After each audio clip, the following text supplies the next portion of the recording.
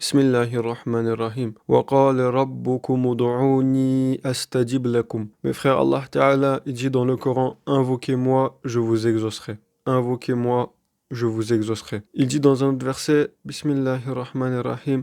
Wa idha sa'alaka ibadi anni fa inni qarib, ajibu da'wata da'i idha da'an. Et quand mes serviteurs t'interrogent sur moi, alors je suis tout proche. Je réponds à l'appel de celui qui me prie quand il me prie. Mes frères, le prophète il dit sallallahu alayhi wa sallam, l'invocation c'est l'adoration même. Donc le rappel d'aujourd'hui mes frères porte sur la place de l'invocation en islam.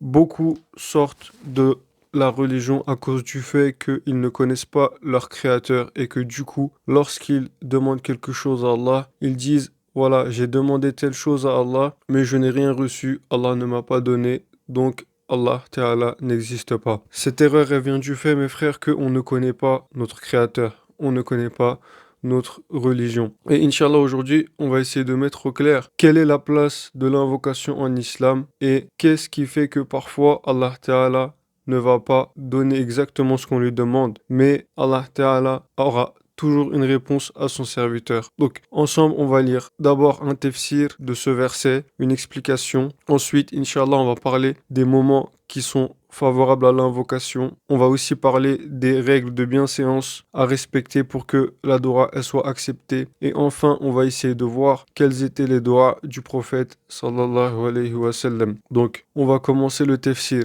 Bismillahirrahmanirrahim. Cinquième point. De même que la foi exige nécessairement l'invocation comme une voie incontestable et que la nature humaine l'aspire ardemment, de même le Très-Haut déclare aussi en un sens, sans votre invocation, quelle importance avez-vous donc? Qul ma ya'ba'u bikum rabbi lawla du'a'ukum. Sans votre invocation, quelle importance avez-vous donc? Et il ordonne aussi Udu'uni astajib lakum. Invoquez-moi et je vous répondrai. Si tu dis, bien souvent nous invoquons mais nous ne sommes pas exaucés. Or le verset est général. Il exprime qu'il y a une réponse à toute invocation. Réponse. Répondre est une chose, exaucer en est une autre. Toute invocation reçoit une réponse. Mais l'exaucer et même donner exactement ce qui est demandé dépend de la sagesse de Dieu. Par exemple, un enfant malade qui appelle ô médecin, regarde-moi. Le médecin dit, me voici. Il répond, que veux-tu? L'enfant dit, donne-moi ce médicament. Quant au médecin, soit il lui donne exactement ce qu'il demande, soit en considération de son intérêt, il lui donne quelque chose de meilleur, soit encore, sachant que cela serait nuisible à sa maladie, il ne lui donne pas du tout. Ainsi, le Très-Haut, sage absolu, puisqu'il est présent et observant, répond à l'invocation du serviteur.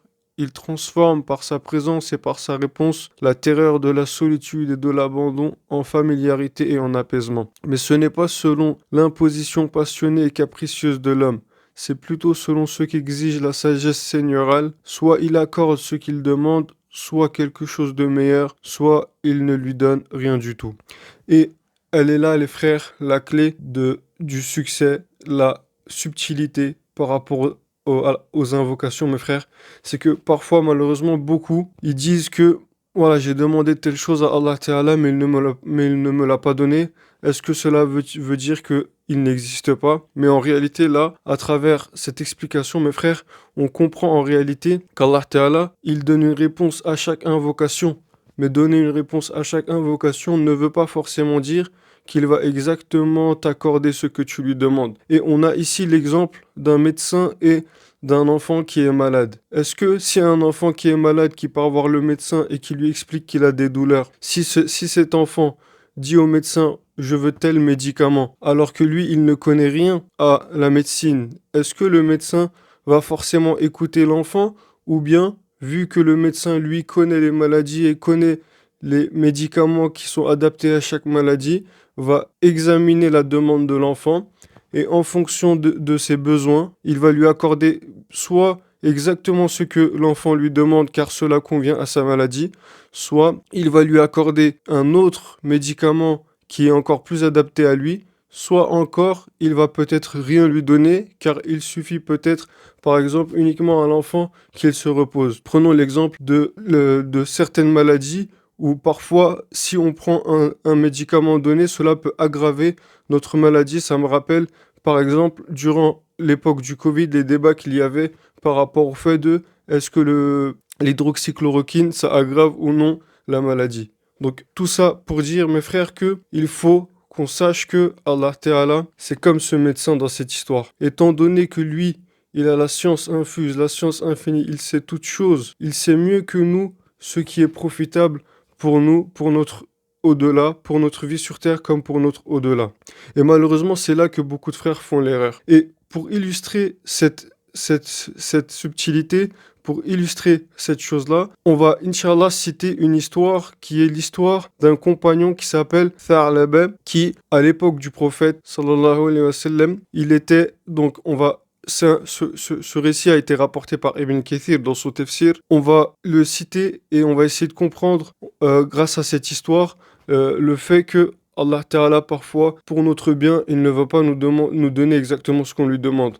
Donc, c'est l'histoire d'un compagnon qui s'appelle Tha'laba, qui, au départ, c'était un compagnon qui était très assidu à la mosquée, ce qui lui valut le surnom de Hamamat al-Masjid, Hamamatul Masjid, c'est-à-dire la colombe de la mosquée, parce qu'il y restait souvent et participait assidûment aux prières. Mais un jour, donc, un homme vient demander, donc ce compagnon-là, Tha'laba, il vient demander au prophète, sallallahu alayhi wa sallam, d'invoquer Allah pour qu'il lui accorde de la richesse. Tha'laba vient un jour demander au prophète sallallahu alayhi wa sallam d'invoquer Allah pour qu'il lui accorde de la richesse. Et le prophète sallallahu alayhi wa sallam, vu que Allah Ta'ala lui a donné la science, la clairvoyance, il savait que c'était quelque chose qui était détestable pour ce compagnon de devenir riche. Et il lui avait répondu de telle sorte que, ô Tha'laba, le peu pour lequel on est reconnaissant vaut mieux que l'abondance pour laquelle on ne rend pas grâce. C'est-à-dire, ô Tha'laba, regarde, moi je suis quelqu'un qui a qui a des moyens modestes. Je ne cherche pas à avoir la richesse. Et sache que il est plus facile d'être reconnaissant vis-à-vis d'Allah sur le peu de bienfaits qu'il nous accorde, plutôt que d'être reconnaissant lorsque Allah Ta'ala nous accorde énormément de bienfaits. Comme vous le savez, mes frères, le jugement de celui qui est riche, le jour du jugement sera plus rude que le jugement de celui qui est pauvre. Car être reconnaissant vis-à-vis de la richesse n'est pas une chose aisée, alors que être reconnaissant sur le peu de bienfaits que Allah nous donne, c'est beaucoup plus facile beaucoup plus facile de l'être. Mais comme Tha'laba, il insista, le prophète sallallahu alayhi wa sallam invoqua pour lui. Donc Tha'laba, il a insisté une fois, il a insisté deux fois, il a insisté trois fois, jusqu'à ce que le prophète finit par céder et il accepta la demande de Tha'laba et donc invoqua Allah pour que Allah Ta'ala il accorde à Tha'laba la richesse. Et comme vous le savez mes frères, les doigts des prophètes, c'est des doigts qui sont acceptés. Allah Ta'ala à ce moment-là, à la demande de notre prophète, il accorda à Tha'laba des biens de sorte que donc Allah lui accorda alors des biens et ses troupeaux commencèrent à se multiplier. Au début, donc il continuait sa pratique religieuse. Puis, à mesure de ses biens qui augmentaient, il commença à négliger certaines prières en commun. Ensuite, il en vint à négliger la prière du vendredi, puis à s'éloigner davantage encore de Médine à cause de ses affaires et de ses troupeaux. Donc, Tha'laba, Allah Ta'ala lui accordait tellement de richesses, mes frères, que les savants ils expliquent, imaginez un fleuve qui coule en abondance. Et Tha'laba, il a eu des richesses, tel un fleuve qui coulait en abondance, jusqu'à ce qu'il devienne le plus riche des compagnons de l'époque, jusqu'à ce qu'il devienne le plus riche des gens de la région de l'époque. Et cela, petit à petit, a poussé Tha'laba à, en voulant s'occuper de ses affaires, à délaisser la prière en groupe. Alors qu'il était le petit oiseau de la mosquée, la colombe de la mosquée, on le vit de moins en moins dans les prières en groupe dans la mosquée du prophète. Par exemple, il commençait de moins en moins à venir à la prière du Fajr. Ensuite, c'était la prière du Isha. Ensuite, c'était la prière du Dhuhr. Ensuite, c'était la prière du Asr, etc. ainsi de suite. Jusqu'à ce que il en vint à négliger la prière du vendredi, puis à s'éloigner davantage encore de Médine à cause de ses affaires et de ses troupeaux. Et Allah Ta'ala révéla le verset de la zakat. Et alors que Tha'laba avait donné sa parole et sa promesse au prophète que si Allah me donne de ses bienfaits, je serai reconnaissant, si Allah m'accorde la richesse, je serai reconnaissant. Lorsque les collecteurs de la zakat vinrent lui demander ce qu'il devait acquitter, il refusa ou réagit très mal en assimilant cela à une charge injuste. Donc, lorsque le prophète a désigné des commissaires, des collecteurs, pour aller récolter la zakat, on raconte que tous les compagnons disaient bienvenue, merhaba, et lorsque ils entendaient qu'il fallait donner la zakat et que cette zakat était d'un taux de 2,5% sur les biens accumulés sur une année, les compagnons voyaient cela comme très peu et donnaient même bien davantage pour Allah. Ils donnaient bien davantage. Mais lorsqu'est venu le tour de Thalébé, qui s'était éloigné de Médine, et que des collecteurs étaient venus à sa porte chercher la zakat, ce dernier les accueillit d'une manière où il leur a fait comprendre qu'il n'était pas d'accord et malheureusement, il a refusé de leur donner la zakat.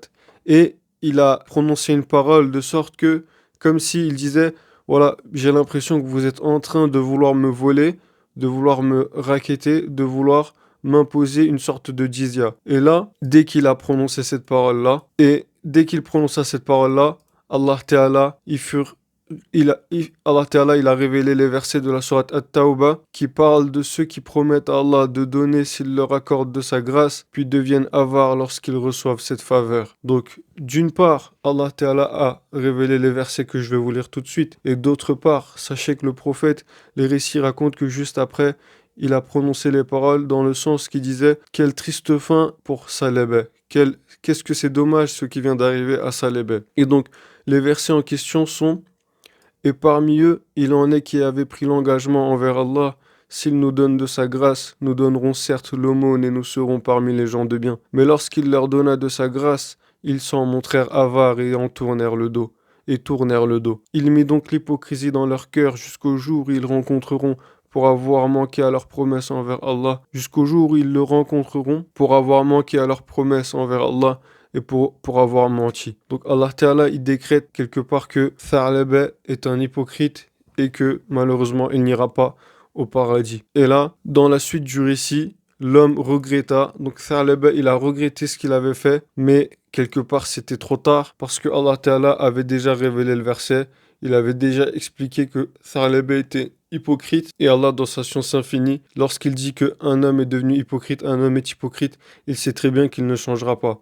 Et là, Tha'laba est venu pour donner la zakat au prophète, mais c'était trop tard, le prophète n'a pas accepté la zakat de Tha'laba. Plus tard, lorsque le prophète est mort, était venu au tour de Abu Bakr d'être le chef des musulmans, et c'était à lui de récolter la zakat. Et Tha'laba est venu voir Abu Bakr et lui a proposé de récupérer la zakat, de donner la zakat. Et Abu Bakr lui a répondu de la manière suivante: comment pourrais-je te prendre ce que Allah et son messager a refusé de te prendre? Et Tha'laba, ensuite, bien plus tard, lorsque c'était au tour de Omar d'être le calife des musulmans, le récit explique que Tha'laba est encore venu pour voir Omar et lui proposer de prendre la zakat. Et Omar lui a répondu: comment veux-tu que Omar te prenne ce que le prophète a refusé et ce que Abu Bakr a refusé et ce que Allah a refusé? Et c'est comme ça que l'histoire se termine pour Tha'laba. Et la moralité de l'histoire, mes frères, c'est que parfois, on pense qu'une chose est un bien pour nous, mais en réalité, c'est un mal. Et parfois, une chose peut paraître mauvaise pour nous, mais en réalité, c'est un bien pour nous. Allah sait, mais nous ne savons pas. Une propre connaissance à moi qui était assez âgé, qui était père de famille, qui était imam.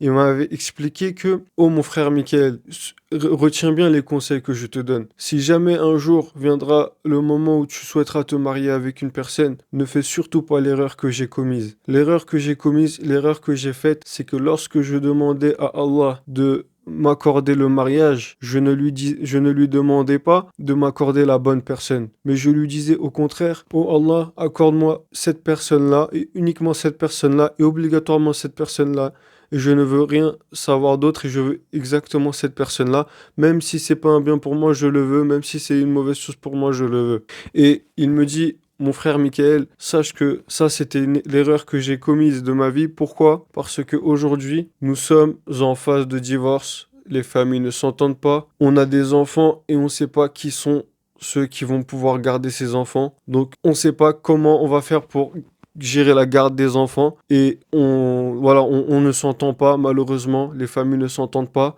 etc., etc. Et donc, ne fais pas l'erreur que j'ai commise. Et bien au contraire, mes frères, il faut savoir que lorsqu'on demande quelque chose à Allah, il faut faire confiance à Allah sur le fait que, et il faut lui demander le bien pour nous. et il faut lui faire confiance. Et à ce moment-là, Allah, soit en connaissance de cause, nous accordera exactement ce qu'on lui demande, soit Allah Ta'ala qui sait mieux ce qu'il y a de bénéfique pour nous, il nous accordera quelque chose de meilleur encore, ou bien encore Allah Ta'ala gardera cette invocation, la récompense de cette invocation pour le jour du jugement, et il nous récompensera le jour du jugement pour les invocations en nous disant, rappelle-toi de telle invocation que tu avais faite, mais que je ne t'avais pas donné tout de suite sur terre. En réalité, je t'ai réservé la récompense, la réponse, l'exaucement pour l'au-delà, et voilà toutes les récompenses que tu auras. Et donc, c'est ainsi, les frères, que Allah Ta'ala répond à toute invocation. Donc, il ne faut pas tomber dans l'erreur de croire que Allah Ta'ala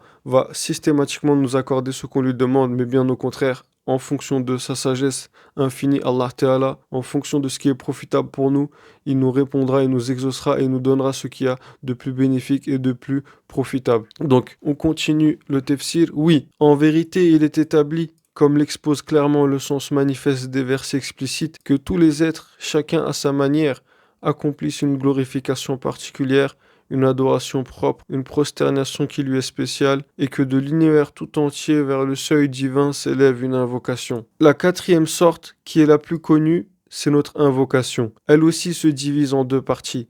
L'une est par l'acte et l'autre par l'état. L'une est par l'acte et par l'état, l'autre par le cœur et par la parole. Par exemple, recourir aux causes est une invocation par l'acte. La réunion des causes n'est pas un but de créer. La réunion des causes n'a pas pour but de créer les faits. Elle consiste plutôt à adopter une disposition agréée afin de demander par le langage de l'État l'effet au Très-Haut. Même labourer la terre, c'est frapper à la porte du trésor de la miséricorde. Puisque ce genre d'invocation par l'acte est tourné vers le nom et le titre du très généreux absolu, son agrément est, dans l'écrasante majorité des cas, assuré. La seconde partie consiste à invoquer par la langue et par le cœur, c'est demander des choses qu'on ne peut atteindre de sa main.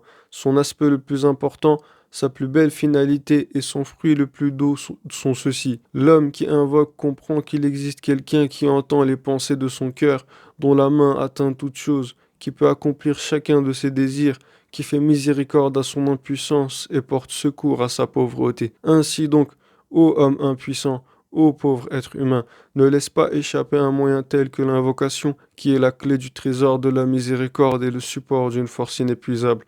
Attache-t'y, élève-toi jusqu'au plus haut degré de l'humanité. Fais entrer dans ta propre invocation, tel un sultan, les invocations de tout l'univers. Et comme un serviteur universel et un représentant général dit, Iyyaka nasta'in, c'est toi seul dont nous implorons le secours, puis devient un beau miroir de l'univers. Mes frères, il y a des moments où les invocations sont acceptées en islam, des moments où faire des invocations sont acceptés en islam, les moments favorables à l'invocation. Il y a tout d'abord au moment de la prosternation. Le prophète il dit, sallallahu alayhi wa sallam, le serviteur est au plus près de son Seigneur lorsqu'il est prosterné. Multipliez donc les invocations, rapportées par Muslim. Il dit aussi, donc un autre moment, c'est dans le dernier tiers de la nuit. Le prophète il dit, en parlant du dernier tiers de la nuit, que Allah dit, qui m'invoque afin que je lui réponde, qui me demande afin que je lui donne, qui sollicite mon pardon afin que je lui pardonne. Et un autre moment, c'est le vendredi à l'heure d'exaucement. Le prophète sallallahu alayhi wa sallam a dit, il y a le vendredi une heure durant laquelle aucun serviteur musulman ne demande un bien à Allah sans qu'il ne lui accorde. Rapporté par Bukhari et Muslim. Remarque, les savants ont divergé sur l'heure exacte. Les deux avis les plus connus sont pendant la période de la khutbah ou bien la dernière heure après Al-Asr. Un autre moment où les doigts sont acceptés, mes frères, entre l'Eden et l'Ikama. Le prophète sallallahu alayhi wa sallam a dit, l'invocation entre l'Eden et l'Ikama n'est pas repoussée. Encore, un autre moment, c'est à la fin des prières obligatoires. Quand on demande à quelles invocations sont les plus entendues, le prophète sallallahu alayhi wa sallam répondit au cœur de la fin de la nuit et à la fin des prières obligatoires, rapporté par At-Tirmidhi. Encore un autre moment, c'est sous la pluie. Le prophète sallallahu alayhi wa sallam a dit, deux invocations ne sont pas repoussées, l'invocation au moment de l'appel et l'invocation sous la pluie. Encore un autre moment, le jeûneur jusqu'à la rupture du jeûne. Le hadith mentionne parmi ceux dont l'invocation n'est pas repoussée, le jeûneur jusqu'à ce qu'il rompe son jeûne. Rapporté par Ibn Majah. Encore un autre moment, c'est l'invocation. C'est lorsque l'on est en voyage. Donc, le voyageur, pour le cas du voyageur, le prophète sallallahu alayhi wa sallam a dit, trois invocations sont exaucées sans doute à leur sujet. L'invocation de l'opprimé, l'invocation du voyageur et l'invocation du père contre son enfant. Donc, on a encore l'invocation de l'opprimé, où le prophète sallallahu alayhi wa sallam a dit à Mu'adh, crains l'invocation de l'opprimé, car il y a entre elle et Allah aucun voile. Encore, il y a l'invocation du jour de Arafat. Le prophète sallallahu alayhi wa sallam a dit, la meilleure invocation est l'invocation du jour de Arafat. Il y a aussi l'invocation du malade. Lorsque tu rends visite à un malade, demande-lui de faire une invocation pour toi, car son invocation est semblable à celle des anges. Donc, il existe un hadith rapporté à ce sujet, accepté par certains savants, et il y a d'autres hadiths qui renforcent ce hadith-là, qui expliquent que lorsque le malade fait des doigts, sa doigt, elle est acceptée. Il y a aussi le moment en buvant l'eau de Zemzem. Le prophète, il dit, l'eau de Zemzem vaut pour l'intention avec laquelle elle est bue. Rapporté par Ibn Majah. Encore un autre moment, c'est durant les nuits méritoires. L'imam Shafi'i rapporte dans il nous est parvenu que l'invocation est exaucée lors de 5 nuits. La nuit du vendredi, la nuit du sacrifice, la nuit de l'Aïd al-Fitr, la première nuit de Rajab et la nuit du milieu de Sha'ban. Et il y a encore l'invocation du croyant pour son frère. Selon Abu Darda, radiyallahu anhu, le prophète disait, sallallahu alayhi wa sallam, l'invocation du musulman en faveur de son frère absent est exaucée. Un ange spécialement mandaté pour cela se tient à sa tête et chaque fois qu'il invoque Allah en faveur de son frère, l'ange dit alors, Amin, la même chose te sera accordée. Amin, la même chose te sera accordée. Mes frères, ensuite, il y a certaines règles tirées de la sunna qui permettent l'exaucement des doigts, qui permettent l'acceptation des doigts. On les appelle les règles de bienséance. Des règles de bienséance. Et donc, quelles sont ces règles-là? La première, mes frères, c'est de lever les mains. Le prophète sallallahu alayhi wa sallam a dit, votre Seigneur est pudique et généreux, il a honte de renvoyer vides les mains de son serviteur lorsqu'il les lève vers lui. Ensuite, se tourner vers la Qibla. Il est rapporté que le prophète sallallahu alayhi wa sallam, lors de certaines invocations, se tourna vers la Qibla puis invoqua Allah. On le voit notamment dans l'invocation du jour de Badr et dans d'autres contextes de dua. La troisième cause, mes frères, la troisième règle, c'est de commencer par louer Allah, puis prier sur le prophète sallallahu alayhi wa sallam. Donc le prophète sallallahu alayhi wa sallam a entendu un homme invoquer sans avoir prié sur lui et il a dit qu'il s'était précipité. Puis il a enseigné qu'on commence par louer Allah, puis par prier sur le prophète, puis qu'on demande ce qu'on veut. Ensuite, mes frères, parmi les règles de bienséance, il y a le fait d'avoir le cœur présent et être certain de la réponse d'Allah. Le prophète sallallahu alayhi wa sallam a dit invoquez Allah en étant certain d'être exaucé.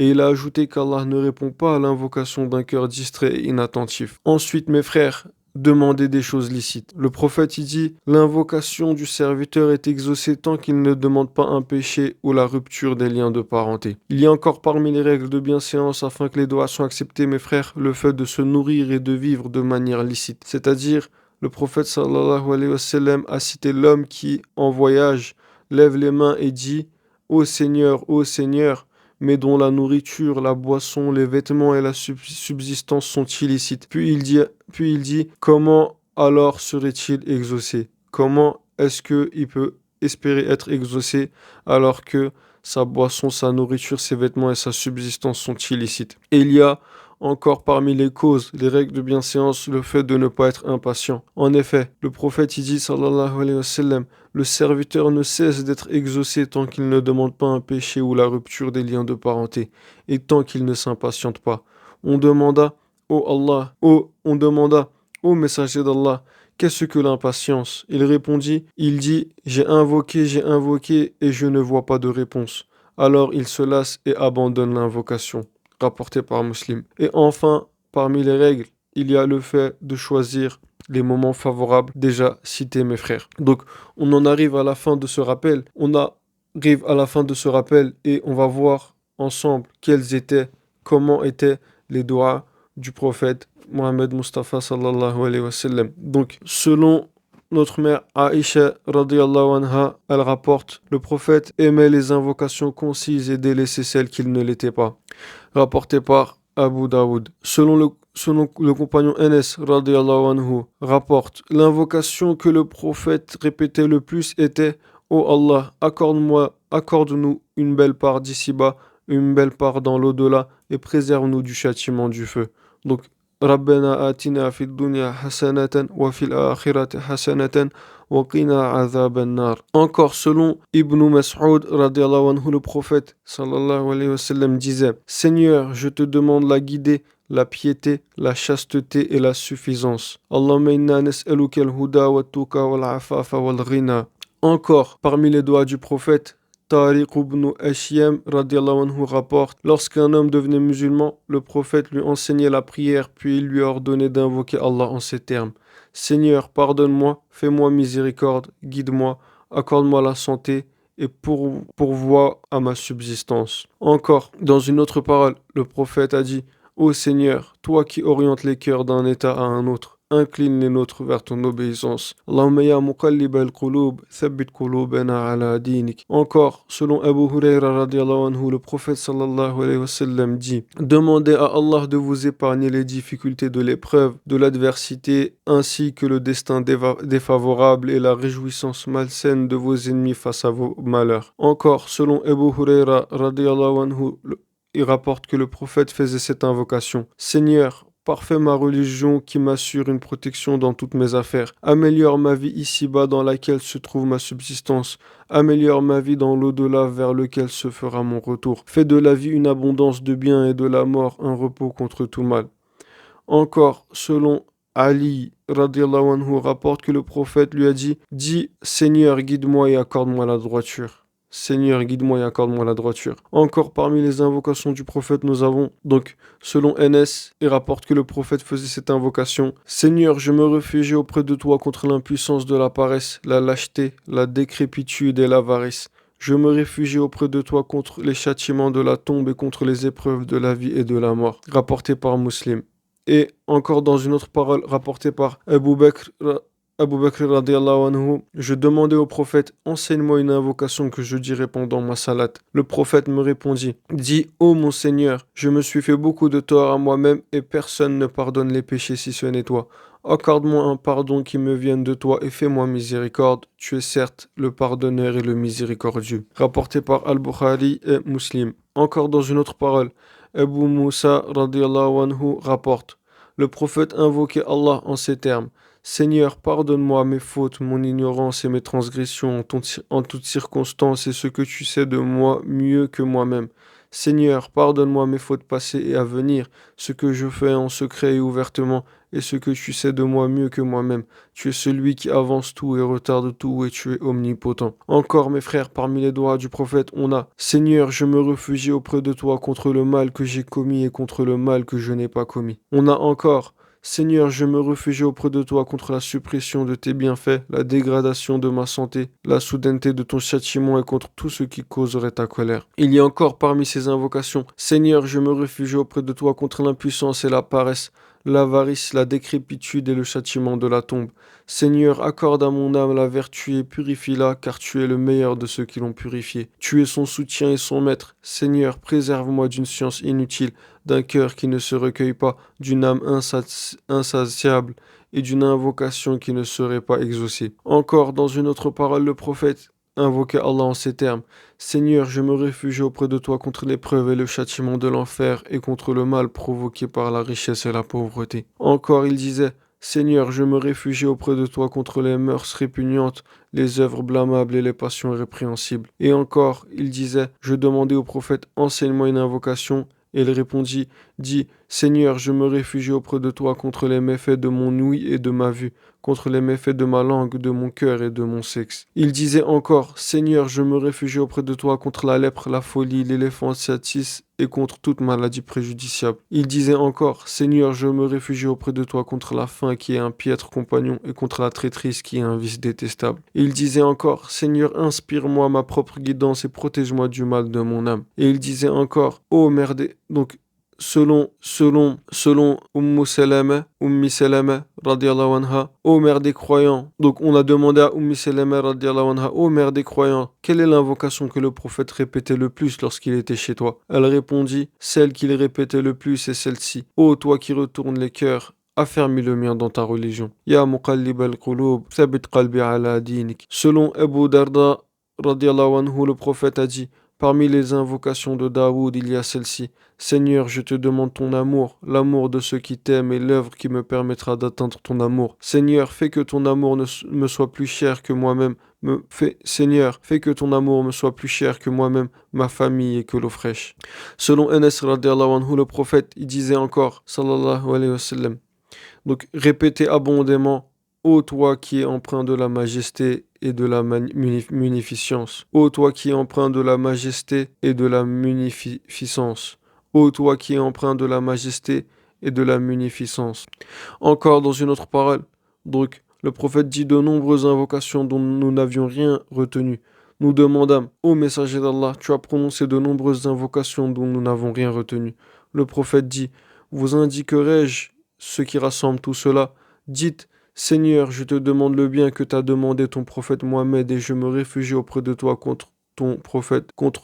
Seigneur, je te demande le bien que t'a demandé ton prophète Mohammed et je me réfugie auprès de toi contre quoi ton prophète Mohammed s'est réfugié auprès de toi. Tu es certes celui auquel on demande assistance et c'est toi qui accordes la suffisance. Il n'est de puissance et de force que par Allah. Donc l'invocation, mes frères, c'est Allahumma inna na'udhu bika, Allahumma inna nas'aluka min khayri ma sa'alaka minhu nabiyyuka Muhammad, wa na'udhu bika min sharri ma sta'adha minhu nabiyyuka Muhammad, sallallahu alayhi wa sallam, wa anta al-musta'an, wa alayka al-balagh, wa la hawla wa la quwwata illa billah. Encore, Ibn Mas'ud radiallahu anhu rapporte, parmi les invocations du prophète, on compte celle-ci.